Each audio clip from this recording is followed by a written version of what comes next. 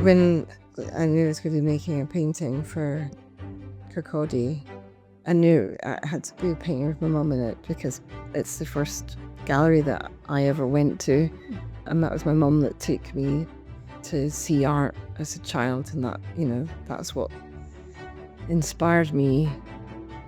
Loved all the colourists, a bit like the Peplos, and I remember the big McTaggart. I vividly remember all these paintings, so it felt really fitting that it should be about my mum, this painting. So I was round at the house with him, and she just had all these toys out.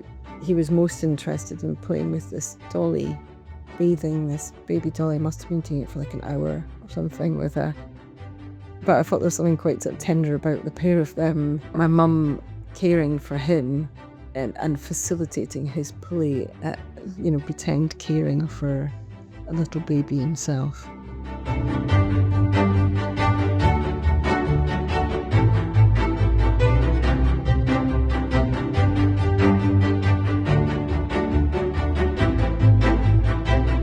It inhabits that world of isolated individuals in a kind of, hopeless landscape. This is a comment on marriage as well. I've been very polite when I've discussed this recently, and I said he's like his hero, one of his northern heroes, the Finnish composer Sibelius. Now, Sibelius wrote to the woman he was about to marry to tell her that he wouldn't be this guy sitting at home with his pipe and slippers. That's the best way I could put it. Similarly, in London, he was very different from everyone else at the Royal College. They were all mainly English, of course, and they were all cultivating what he called all the latest fashions, where he's sticking to his guns and developing his own personal voice, as it were. Yeah.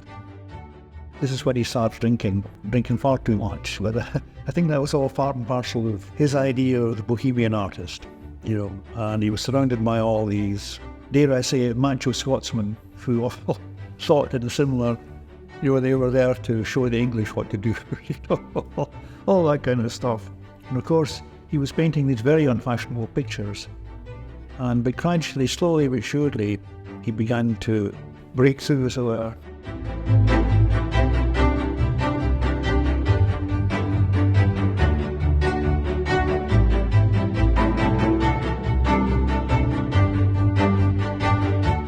The painting that you have, which is called Black Painting Romance, it's painted in an extremely energetic way.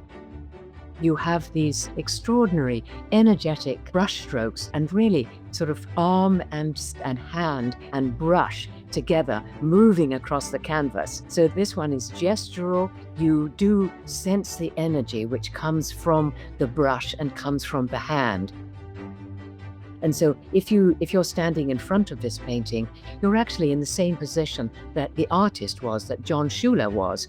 And you can feel, in a way, your own arm going forward and almost making these gestures with him on the canvas.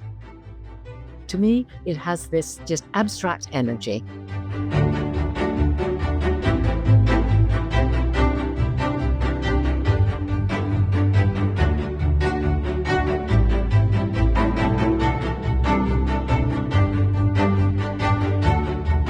The painting National Stadium was produced in the year 2000 in Glasgow.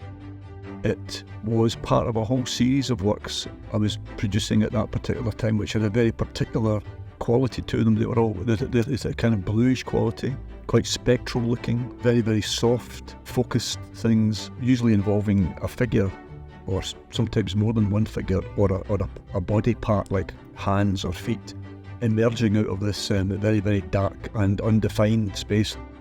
I think that the work that I produced prior to that in the mid-1990s was very, very busy. Lots and lots of figures, quite chaotic scenes in some respects. Some of the scenes quite harrowing, some of them quite comic, a whole range of factors, and I think I just wanted to quieten it all down a bit.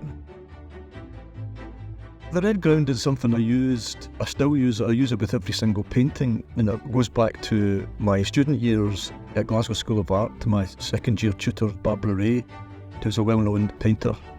I was talking about how I found the white of the canvas quite intimidating, and I was kind of worried about how do you go about building up tonalities on a white canvas. I didn't like the white canvas coming through at all. I had this desire to get rid of that as much as possible, and she made this suggestion. She says, well, why don't you work on a ground? I found that painting onto the red directly, there was a tonal relationship immediately established itself.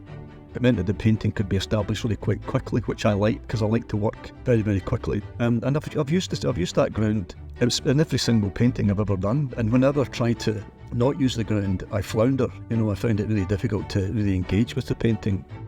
It could be a really subtle, beautiful image to look at, but on the other hand, it's sort of a horrific thing.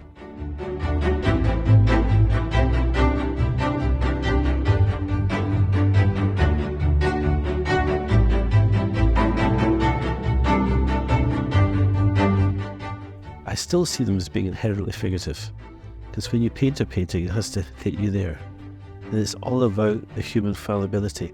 So what you see in the painting is a rectangle, the white rectangle. It's not measured, it is measured to a degree. The line is made by hand, so it's not perfect. There's nothing, if you go from one side, it'll be higher at one side, so it has a possibility of failure. All these paintings stem from making something and dissolving something, making a shape or an object or whatever. So that's why I tend to call them figurative, but they are abstract.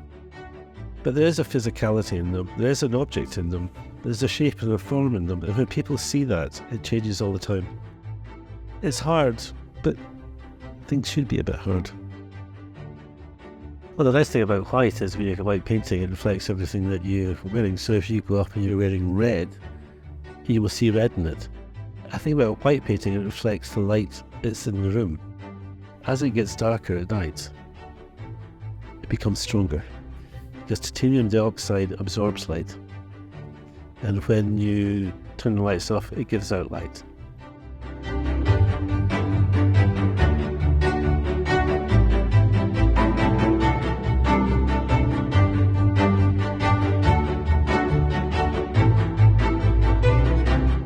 The painting Details of a Journey speaks to this total vulnerability of human beings. We think we stride the world like a colossus, but in actual fact we are just... Nature couldn't give a damn about us, and that makes us vulnerable. Every one of us vulnerable. And I thought it would be a novel idea to focus on that part of the anatomy, which is almost a comical thing, the feet. Everyone complains about my bad feet, my sore feet. But to do them on a monumental scale, and also to suggest, as I like to do, a connection with some of the greater religious works where, the body is very often painted in extremis, all the tortures and flayings of the saints and stuff like that, and the crucifixions, where, the body is a very visible thing. So I was wanting to make a connection with that kind of painting. People have very idealised notions of the body in certain situations, the way things should look. And when something upsets that, they can get very, very uncomfortable. I would like to think Details of a Journey made people a bit uncomfortable.